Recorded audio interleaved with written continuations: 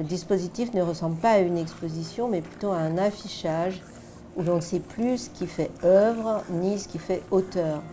Les œuvres sont extraites de la collection Ephéméra, qui est une collection qui représente une recherche dans le domaine de l'art publié et du livre d'artistes d'environ 10 000 objets d'art qui ne répondent pas aux standards de l'art. Ils ne sont pas signés, ils ne sont pas uniques et ils sont issus tous d'une collaboration entre artistes, graphistes, éditeurs, photographes et autres métiers de l'édition et de la diffusion de l'art.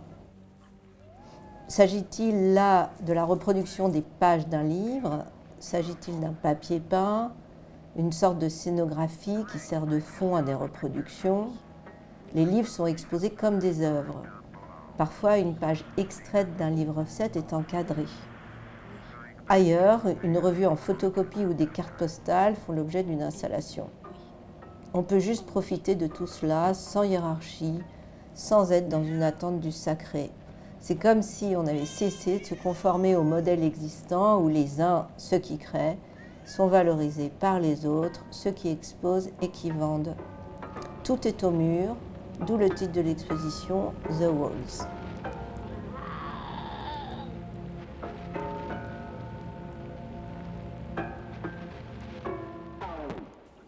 Je suis partie de la citation de Friedrich Schleiermacher qui dit « Tout homme pensant librement de manière indépendante contribue à former la langue », donc avec la question de la transmission et de l'émancipation, à travers des principes de liste, comme par exemple l'édition de James Lee Byers. Il y a aussi un texte de Kenneth Goldsmith, donc là c'est pas une liste de Kenneth Goldsmith, mais c'est un texte sur la transmission à travers le cinéma. Et puis, il y a l'idée par rapport au langage, de codification avec Guy de Cointet, et plus loin de jeu avec Claude Ruteau.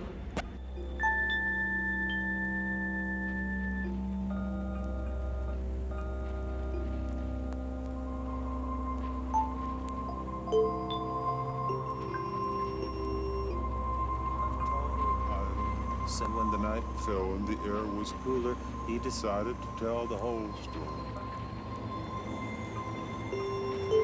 The hero without character, hedonist, lazy, selfish, born hideous, to an Indian woman that belonged to anti-historic. When he left, yes, that was all.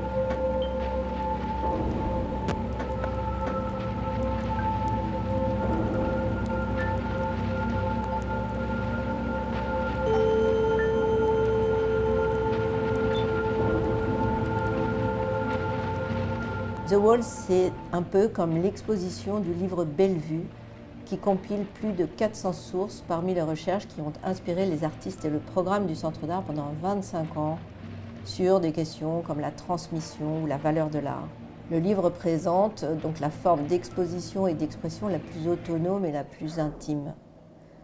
Dans The Walls, plusieurs lectures se superposent aux doubles pages géantes qui en forment le fond et qui sont tirées du livre Bellevue.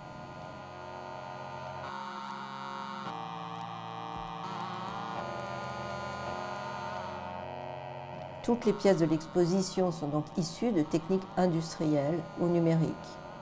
Le livre est le plus vieil objet culturel industriel. Les doubles pages géantes sont transmissibles par fichier et les œuvres publiées ou multiples sont transmissibles dans une valise. Les curateurs qui le souhaitent peuvent recevoir et augmenter à leur guise les murs. Nous leur prêtons les œuvres choisies dans la collection Ephéméra. Un programme théorique sous forme de performance accompagne l'exposition.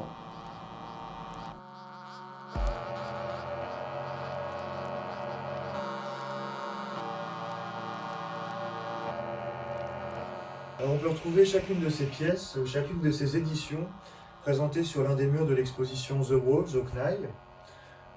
Sur chaque double page, elles apparaissent alignées à gauche et ouvrent les premiers paragraphes, les premiers textes, à la manière d'une lettrine ou d'un ornement typographique.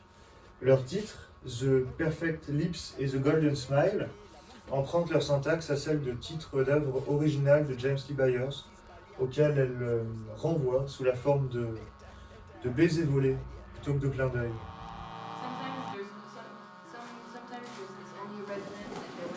Voilà, donc ça c'est une pièce de Lefebvre Jean-Claude, sous la forme d'un classeur sculpture, socle, et qui en fait est une pièce qu'il a proposée. Moi je ne savais pas que ça existait. Tu sais qu'il écrit absolument tout. Il écrit tout ce qu'il vit en fait depuis toujours en relation avec les programmes artistiques et le milieu de l'art. Et en fait, il avait tout écrit depuis le premier jour où on s'est rencontrés. Voilà une exposition du livre. Donc chaque wallpaper est une double page, montée au mur du livre. Mais on continue l'édition sur le mur, donc sous forme d'exposition. On ne sait plus trop si on est devant un livre ou devant une exposition. Et on vient jouer sur la relation entre la reproduction, l'œuvre originale, le livre qui publie, en fait, publié par l'artiste sous forme d'une autre œuvre publiée, les index, et tout est mis au même niveau sur le mur. Bon.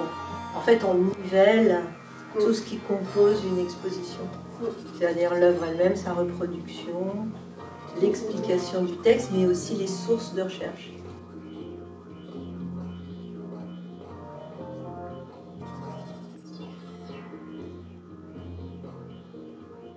Donc tout est au mur en fait.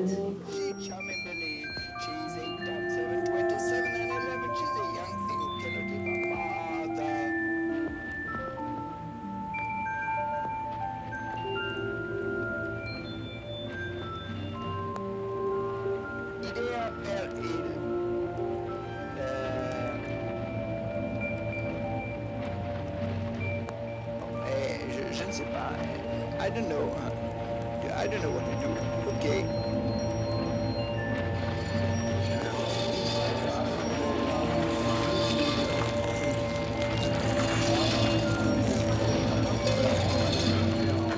Il achète le livre. Ah mais en fait, vous avez l'accès à tout ce qu'il y a en espace libre-service. Vous n'avez pas le droit de prendre des choses de mon bureau.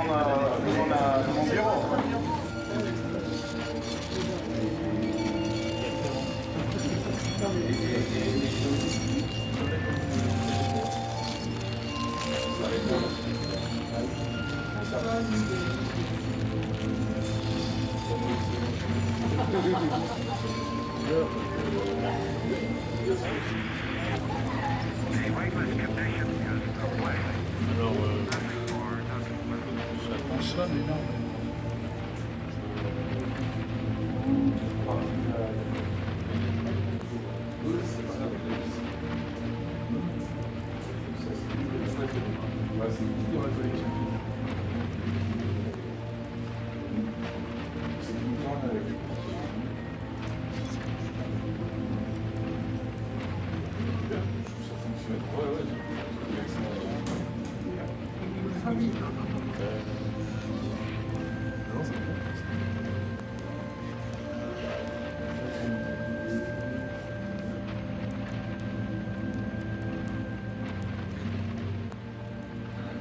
Je reste avec tout le monde aujourd'hui.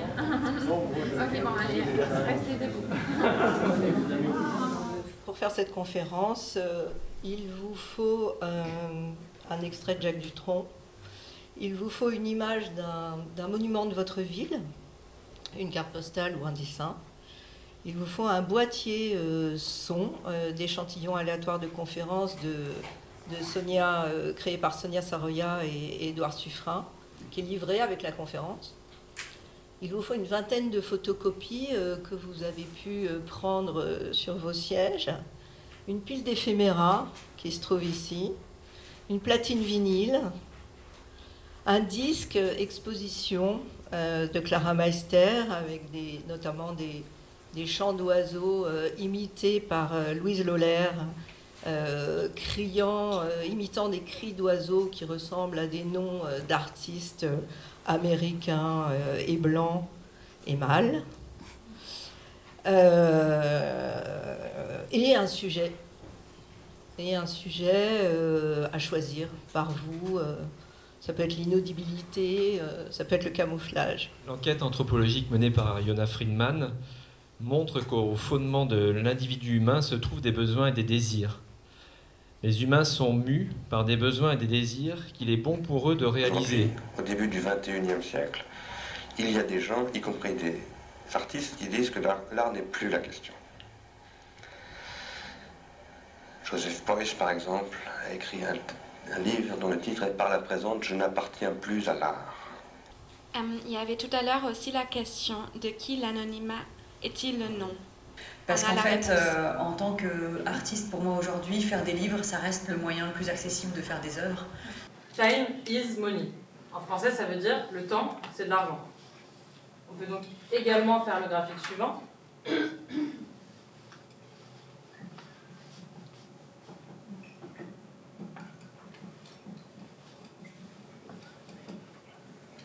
Plus on a d'argent, plus on a de temps libre. Et c'est là également que l'art intervient. On peut donc dire que l'art est le point culminant de l'ennui de l'homme, mais l'homme riche a plus tendance à s'ennuyer.